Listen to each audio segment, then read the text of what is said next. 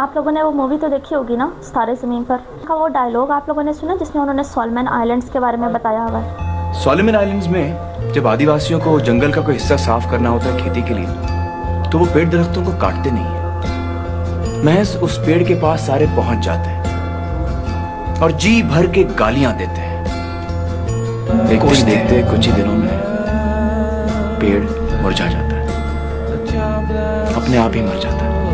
दरख्त बेजान होते हैं ना, उनमें इमोशंस नहीं होते, फीलिंग्स नहीं होती, इसके बावजूद इन्वायरमेंट की नेगेटिव की वजह से वो मुरझा जाते हैं।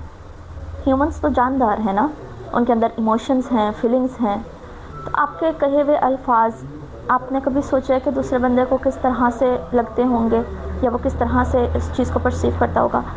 अक्सर हम लोग पॉजिटिव चीज़ों को भूल जाते हैं, लेकिन नेगेटिव चीज़ें या फिर कोई ऐसा कोई इवेंट हुआ हो हमारी ज़िंदगी में, वो अक्सर हमें याद रह जाता है। जैसे अगर कोई स्कूल में कभी हमें बुली किया गया हो या टीचर ने कहा हो कि तुम किसी काबिल नहीं हो, तुम्हारा तो कुछ नहीं बन सकता, ठीक है। तो आप 50s या 60s तक भी पहुंच चुके हो ना एज में, लेकिन आपको वो स्कूल की बात याद होती है कि फ़लानी टीचर ने मुझे ये कहा था या फिर स्कूल में मुझे बच्चों ने बुली किया था, ठीक है।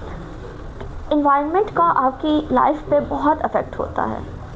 यहाँ पे मेजॉरिटी पेशेंट्स आते हैं जिनको डिप्रेशन होता है और उनके अंदर खुद एतमादी की कमी की सबसे बड़ी वजह यह होती है कि उन्होंने कहा होता है कि बचपन में हमें फ़लाने टीचर ने कहा था कि तुम्हारा तो कुछ नहीं बन सकता, तुम तो किसी काबिल ही नहीं हो, इस वजह से अब मैं इतनी बड़ी हो गई हूँ फिर भी मेरे अंदर खुद एतमादी नहीं है। और उनकी इतनी स्वेयर कंडीशन होती है, यकीन करें कि उनको सुसाइडल आइडिएशंस आ रही होती हैं। तो कोशिश करें कि लोगों को वैल्यू करें, बिकॉज़ हम नहीं जानते कि सामने वाला बंदा कितना हसास है।